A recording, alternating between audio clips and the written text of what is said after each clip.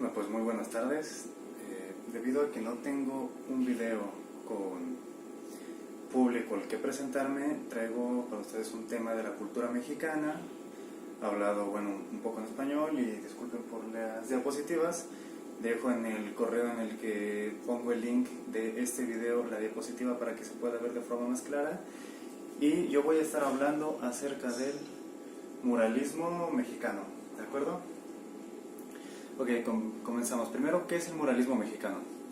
El muralismo mexicano es un movimiento artístico que nace en México en los años 20. Es importante porque es un movimiento artístico que influyó completamente a prácticamente todo el arte mundial, y muchas de las vanguardias se pueden encontrar sus raíces dentro del muralismo mexicano, así como muchos exponentes encuentran influencias de otros exponentes mundiales, como podría ser el caso de la cercanía entre Diego Rivera y Pablo Picasso, uno con el cubismo, y Diego Rivera en su momento hizo cuadros, lienzos en cubismo. Sin embargo, no nos vamos a dedicar a ellos, ¿de acuerdo? Vamos a ver sobre todo 4 principales exponentes dentro del muralismo mexicano. El primero es Diego Rivera, Jorge González Camarena, David Alfaro Siqueiros y José Clemente Orozco. El orden en el que los vamos a ver es indiferente, puesto que vamos a ir quizá del más famoso, Diego Rivera, pasando con uno de los más impresionantes, que es Jorge González Camarena, para seguir con David Alfaro Siqueiros y terminar con José Clemente Orozco. No vamos a ver todas sus obras, pero me parece que vamos a ver varias de las más representativas de estas obras. Entonces vamos allá. Ok, la primera se llama El hombre controlando el universo. Es de Diego Rivera. Probablemente no se alcance a ver bien en el video, puesto que la calidad no me permite hacer un video de mayor calidad. Sin embargo, yo, como digo, dejo la presentación en el correo que ustedes tan amablemente van a recibirme. De acuerdo, ¿por qué nos muestra esa pintura? Esta pintura este mural, iba a ser originalmente exhibido en el Centro Rockefeller.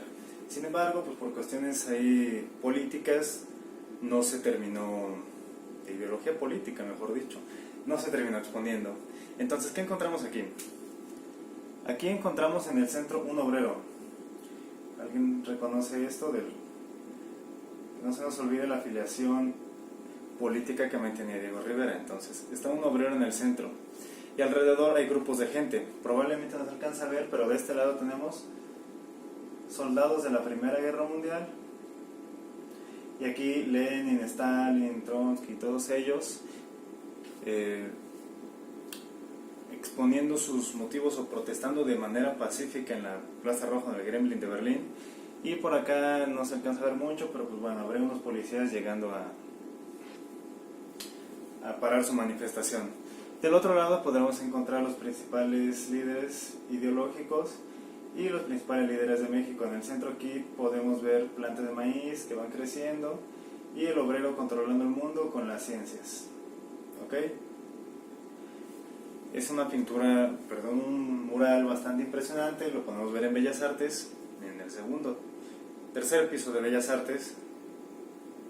Y es una cosa magnífica, realmente la imagen con buena calidad, así como el video, no le hacen para nada justicia a esta obra. Ok, pasamos a la segunda. Diego Rivera, esta es muy famosa. ¿La conocen? Muy fácil. Una tarde de domingo en la Alameda. Paseo dominical en la Alameda. Aquí encontramos un montón de figuras en la Alameda Central, que se encuentra en el centro de la Ciudad de México, a un costado del Palacio de Bellas Artes. Y encontramos lo que sería una escena típica de México a principios del siglo XX, por ahí de los años 30, 40, de los 20 a los 40 más o menos. ¿Qué encontramos por aquí? Unos niños jugando, otro personaje que está vendiendo globos. Por aquí encontramos lo que pareciera ser Benito Juárez. Aquí un globo con varias insignias, un caballo con un charro revolucionario, gente de la revolución, Francisco y Madero. Pero aquí en el centro tenemos lo más importante, esta figura. ¿Se puede ver? Es quizá de las figuras más llamativas y más representativas de México actualmente, puesto que el Día de Muertos se ha convertido en una de las festividades más representativas de México en el mundo. Me pareció oportuno poner esta obra de Rivera. Aquí encontramos por primera vez a la Catrina en una pintura, después de las Catrinas que organizaría un caricaturista mexicano anterior. Sin embargo, es la primera vez que vemos la Catrina en su forma que la conocemos hoy en día. Es decir, este es el nacimiento de las Catrinas, es la más antigua que vamos a poder encontrar. La pintura o la obra es bonita, más no poder. Aquí podemos ver los árboles de la Alameda que todavía hoy existen y se pueden visitar y disfrutar. ¿Ok? Pasamos a la siguiente. La siguiente es también obra de Diego Rivera. Esta es quizá menos famosa, pero está en uno de los lugares más, sí, más representativos de México. Está en Palacio Nacional. Esta se llama Epopeya del Pueblo de México. Es una cosa gigantesca y esta foto es una foto en panorámica. Son tres caras. Esta sería la cara poniente, la cara norte y la cara sur. Representa en conjunto la historia de México en su totalidad. Primero encontramos el pasado prehispánico, para después encontrar la conquista del lado de aquí abajo, la independencia y finalmente la revolución. Por acá podremos ver a Porfirio Díaz y eso. Y de este lado tendremos México proyectándose hacia el futuro. Lo que sería una forma en la que Rivera pensaba o consideraba que tendría que llegar a ser México. Esta está puesta en Palacio Nacional y es una cosa igual impresionante. Ustedes van y la pueden visitar entrando a las escaleras, así derechito como los lleva el guía, inmediatamente van a encontrar esta y a los lados 1 y 2. Aquí no se alcanza a ver con tanto detalle, pero hay cosas detalladas a más no poder. ¿Sale? Por ejemplo, esta es una de las caras, la cara de México, del México contemporáneo, el México pensando hacia el futuro, y vemos todos los detalles que tiene, todos. Además hay que decir que todos los detalles de Rivera no son gratuitos, todo tiene un simbolismo en sí mismo, por lo que es un mural, o todos los trabajos de Diego Rivera son tremendamente complicados. ¿Sale? Además un juego, siempre que vean a Diego Rivera tienen que buscar un angelito en las pinturas. A ver, vamos si lo pueden encontrar en esta, en donde encontraría un angelito pequeño. No siempre está explícito, es decir, no siempre lo dibuja como ángel, sino que siempre lo deja por ahí escondido. No lo sé, ¿dónde estará? Un buen ejercicio para buscar, ¿no? Un juego divertido, estar buscando ahí el angelito en medio de tantos detalles. Sale.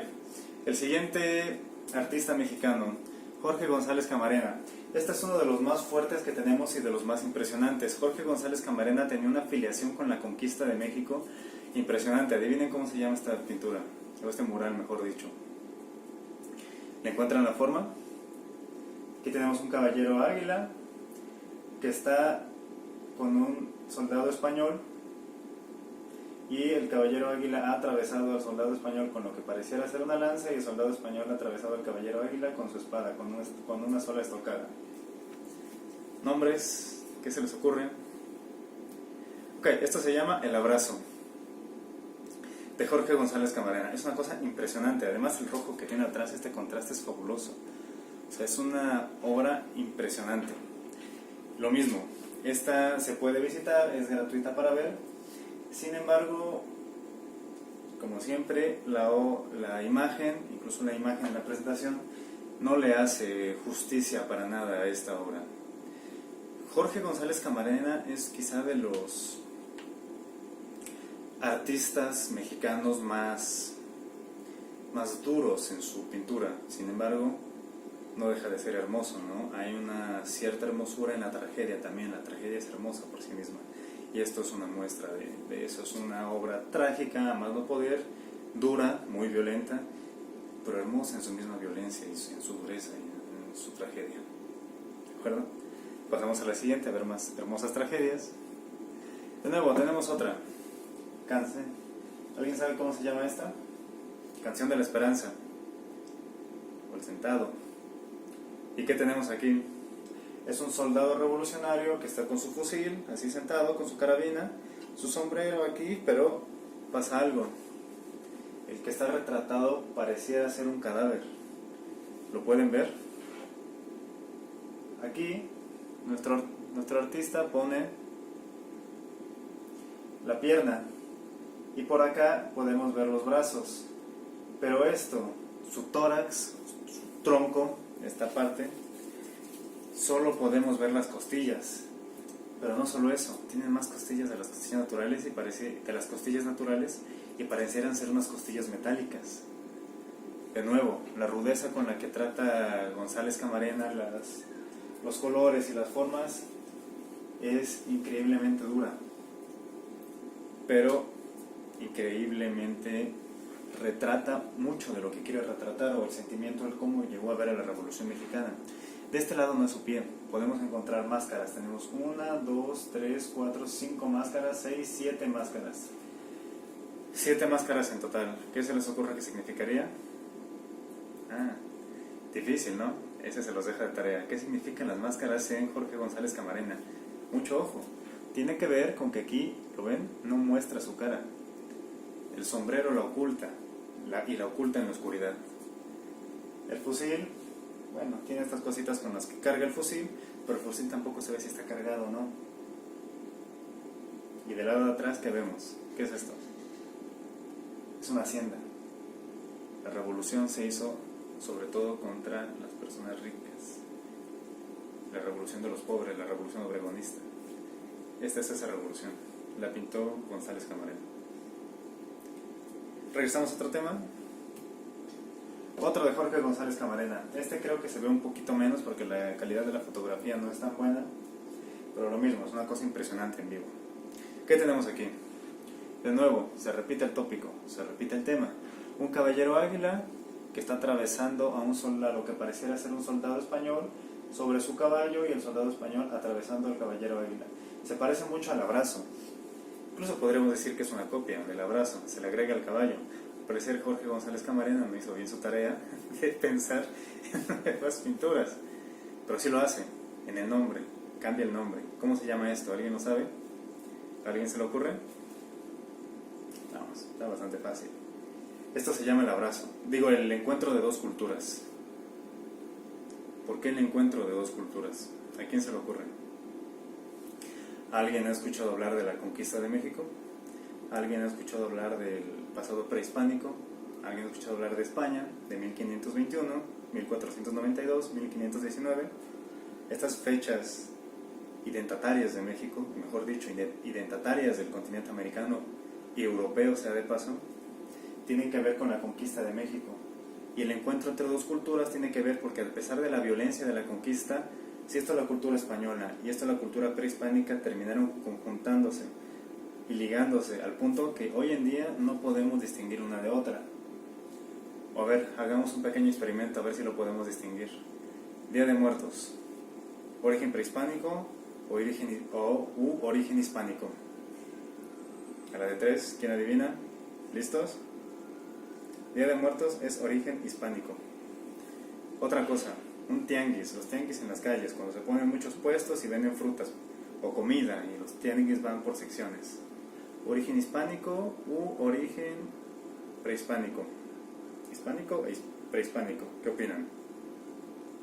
1, 2, origen prehispánico. Los tianguis son de origen prehispánico. Así como tenemos un montón de palabras prestadas. ¿Alguien ha ido a la escuela en algún momento? ¿Ha tenido un profesor? Levanten la mano. Ok. Antes de que se escribieran o se usaran los pizarrones con plumón, se utilizaban plumones con gis o con tiza. ¿Alguien los conoce? Los verdes, así que son como verdes, y le pones tiza o plumón. ¿De qué origen es la palabra tiza, por ejemplo? La palabra tiza se usa para esta cosa que pintas y deja blanco el pizarrón, se usa en España. ¿De qué origen es la palabra tiza? ¿Hispano? ¿Prehispánico? ¿Estará en castellano? ¿Estará en náhuatl? ¿Qué piensan? 3 segundos.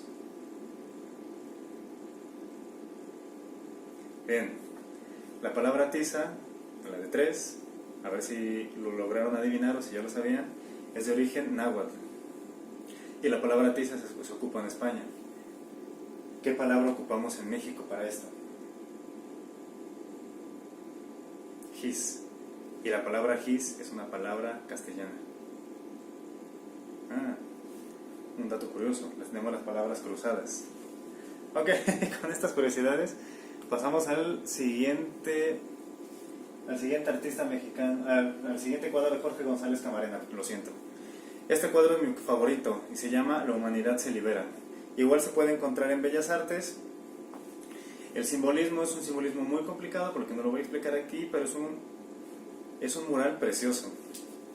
Podemos encontrar aquí un hombre revolucionario, una mujer desnuda con características de una mujer indígena, y podemos encontrar esto y varios cuerpos que se funden atrás y una mujer de fuego aquí. Cadenas que se rompen, más bien un tronco atado al que se rompe, y un hombre cayendo. Se ven los pies del hombre aquí y el hombre por detrás forcejeando contra las maderas. ¿Alguien le encuentra sentido? ¿Lo ven? Aquí están los pies. Un pie, dos pies. El tronco del hombre, un brazo atado al primer tronco. Seguimos el hombro del hombre, la espalda, el otro brazo atado al segundo tronco. Se ve el movimiento con los dos brazos y la cabeza. Y un montón de maderas rotas con cuerdas rotas. El hombre representa a la humanidad liberándose ¿de qué? De la religión, del yugo de la opresión, la interpretación libre. Pero Jorge González Camarena lo capta perfectamente. Y el cuadro es bellísimo, el mural, lo siento. El mural es bellísimo. Y cuando está enfrente de él, se siente que las figuras salen. Una historia. La primera vez que yo vi esta obra en vivo, es decir, con mis propios ojos, no a través de una pantalla, yo de lejos sentí que había madera. No podía imaginar que era una pintura, que estaba pintado sobre la pared. Hablo de esto. Es una sensación que se tiene que vivir. Jorge González Camarena es impresionante. ¿Ok? Seguimos. Pasamos a nuestro siguiente exponente, David Alfaro Siqueiros. De nuevo, la conquista de México. ¿Qué tenemos aquí? El suplicio de Cuauhtémoc. Y que vemos cuando cayó Tenochtitlán, como explico en el video, el 13 de agosto de 1521, Cuauhtémoc es tomado prisionero y Cortés lo lleva a Coyoacán. Y en Coyoacán le hacen una quema de pies, famosísima, donde dicen una cosa que tenemos así tatuada en la mamila todos los mexicanos. Se la dice Cuauhtémoc, que está aquí representado, el rey o el Tlatoani de Tenochtitlán, se lo dice a este otro señor, que sería el rey o el Tlatoani de Tlacopan, que se llama Tetlepanquetzal. Este señor se llama Tetlepanquetzal. Cuando Tetlepanquetzal le dice, oye, ya diles dónde está el tesoro, nos están torturando, ya así sufriendo, ¿no? Clamando al cielo. Cuauhtémoc le dice, ¿qué crees que estoy yo en un lecho de rosas? Cuauhtémoc está sufriendo, podemos ver su puño es duro, está así, aquí está, y los ojos están al borde de la lágrima. Del lado de atrás el pueblo mexicano, con una mujer que de aquí sale un hilo de sangre y hace sus vestidos. Del lado de atrás, aquí podemos ver, lo siento, aquí una niña clamando al cielo con las manos cercenadas, ya no tiene manos. Y está representando lo violento de la conquista, Siqueiros. La conquista es una cosa que tenemos en la cabeza todos los mexicanos y no lo logramos quitar todavía. Es una herida abierta que todavía nos duele. ¿De acuerdo? Muchos de las personas del muralismo mexicano van a plasmar sobre todo 3 eventos: la conquista de México, la independencia y la revolución mexicana. En este momento me intenté centrar un poco más en la conquista porque fueron lo que explico en el video hablando de la historia en inglés. Y ahí vamos. Este es la mitad de la obra de David Alfaro Siqueiros. Igual se encuentra en el Palacio de Bellas Artes y forma un biombo. Quiere decir que esta es una parte y pasaré a la segunda. Se encuentra en el tercer piso y se puede ser visitada por cualquiera. Y de nuevo, igual que las anteriores, las imágenes no le hacen justicia a la obra en sí misma, a la obra en vivo. Seguimos. Siguiente, apoteosis de Cuauhtémoc. ¿Por qué se llama apoteosis de Cuauhtémoc? Porque podemos ver a Cuauhtémoc, el héroe que ayuda a los pueblos oprimidos, con su armadura, su empuñadura con su espada de obsidiana, matando un centauro. Este cuadro, si bien es una escena ficticia, tiene mucho simbolismo. ¿Por qué tendría que tener Cuauhtémoc una armadura hispana, una armadura española, y ataviado con lo que pasaría a ser como la corona de los aztecas, de la corona de Tlatoani?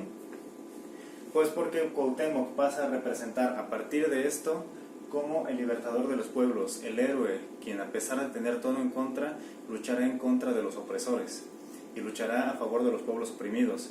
Y el centauro que vemos aquí cayendo, no sé si se alcanza a ver la figura, aquí están una patita, dos patitas, tres patitas, cuatro patitas, la parte de abajo del centauro, y acá está cayendo el centauro. El centauro pasará a representar a los opresores, el monstruo de la opresión, del que está liberando a la humanidad Cuauhtémoc. Es decir, que México empieza a exportar héroes y México empieza a tener una cultura y un nacionalismo que empieza a exportar a todo el mundo. Al final, esto se perdió en la década de los 50, pero se intentó en un primer momento que Cuauhtémoc pasara a la historia como ser el libertador. El héroe que a pesar de tener todo en contra, lucha al punto de la muerte. ¿Sale? Seguimos con otro de David Alfaro Siqueiros y aquí está representando la revolución. Este es un poco más sencillo, la diferencia es que aquí podemos ver a Marx y atrás de él las masas de obreros. Las masas de obreros que están siguiendo a Marx y en la mano el capital. Del otro lado la Revolución Mexicana, los carabineros de la Revolución Mexicana, las famosas Adelitas, y todos marchando, liberando al pueblo de México. ¿De qué? De Porfirio Díaz para ese momento. Y del otro lado las masas de obreros que siguen a Marx, unidos, no se nos olvide el lema, pues, obreros del mundo unidos. ¿Y por qué viene a colación? Porque la afiliación política de Siqueiros era una afiliación política de izquierda, una afiliación política marxista, trotskista, pero marxista a final de cuentas, ¿vale? Pasamos con uno de los más impresionantes. Por último, dejamos a David Alfaro Siqueiros un poco de lado y adivinen quién va a ser, lo dije en un principio. Tenemos a José Clemente Orozco. Y aquí tenemos dos. José Clemente Orozco se va a tratar sobre todo de la conquista. Prácticamente la mayoría de las obras de Clemente Orozco tratan de la conquista. Quizá aquí no se vea mucho, espero que se vea en la presentación. Y esto es Cortés, el conquistador. Y del otro lado tenemos un fraile, con un indio de este lado. La conquista se entiende siempre como dos cosas, la conquista militar y la conquista espiritual. Y Clemente Orozco nos las está dando en este momento. Aquí tenemos a la conquista militar y aquí tenemos a la conquista espiritual. Y podemos ver de qué forma las está retratando. Una forma dura. Lo ven con malos ojos, como lo vemos con malos ojos o como se ve con malos ojos en la mayoría de los mexicanos hoy en día. ¿Por qué? Porque nuestra historia patria nos dice que somos hijos de aztecas, de la raza dorada. ¿De acuerdo? ¿Seguimos? Siguiente. Reconquista de nuevo, Hernán Cortés. Veamos cómo lo pone. Primero pone a Cortés como si fuera una máquina. Vemos los ensambles que tiene aquí, la espada, debajo, los indios masacrados. Y la figura de Cortés. Esto de arriba podría ser un águila o un ángel que cae, un ángel negro que está viendo a Cortés directamente a los ojos. Y los edificios rotos, destruidos.